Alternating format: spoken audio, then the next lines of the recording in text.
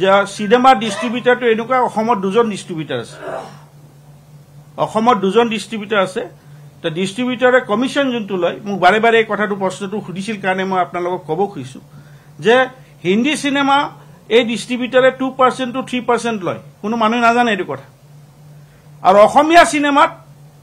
অসমীয়া প্ৰডিউচাৰৰ পৰা এই ডিষ্ট্ৰিবিউটাৰে 10% লয় 10% ইজ হিউজ মানি মই অসমৰ মিষ্টাৰ গোয়েংকাক অনুৰোধ কৰিছোঁ তেওঁ বহুত চিনেমা ৰিলিজ কৰিছে অসমীয়া চিনেমা যে এটলিষ্ট এইখন চিনেমাত তেওঁ হিন্দী চিনেমাৰ যোনটো ৰেট কমিশ্যনিং ৰেট সেই ৰেটটো দি যেন এইখন চিনেমাত যেন তেওঁ ৰিলিজ কৰে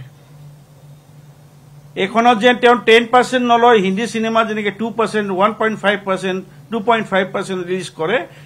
কমিশ্যন লয় সেই যে এইখন চিনেমাটো যেন তেওঁ সিমানে ৰেট লয় দুটা ডিষ্ট্ৰিবিউটাৰ আছে অসমৰ কাৰণে এটা হলো মই নিজে মই হলৰো মালিক মই ডিষ্ট্ৰিবিউটাৰো তো অসমীয়া মানুহ নিদিয়ে নহয় মইতো খুজিব নাযাম মই আজি একটা কাপোৰৰ চিনেমা ৰিলিজ কৰোঁ এটা দুটা মানুহ দুজন বহি আছে আমাৰ মই অনিল টেন্নাডি সবচে ডাঙৰ ডিষ্ট্ৰিবিউটাৰ ইণ্ডিয়াৰ মই ৰিলিজ কৰোঁ মই অসমীয়া চিনেমাও ৰিলিজ কৰিছোঁ কিন্তু যোনে দিব তাত ৰিলিজ কৰিম নিজে যাইতো ৰিলিজ দিওঁ আজি যেনেকৈ ফিল্ম ফাইনেন্সক আমি কৈছিলোঁ যে ফিল্ম ফাইনেন্সে ৰিলিজ কৰিব লাগে ফিল্ম ফাইনেন্সে 3-4খন চিনেমা ৰিলিজ কৰিছে কিন্তু ফিল্ম ফাইনেন্সৰ কমিশ্যনটো কম ডিষ্ট্ৰিবিউটৰ প্ৰডিউচাৰে জানিব লাগিব এই কথাটো আপুনি বিচৰা বাতৰি পাব কেৱল নিউজ 18 এপত নিউজ 18 এপ ডাউনলোড কৰিবলৈ স্ক্যান কৰক এই QR কোড গুগল প্লে ষ্টৰতো পাব এই নিউজ 18 এপ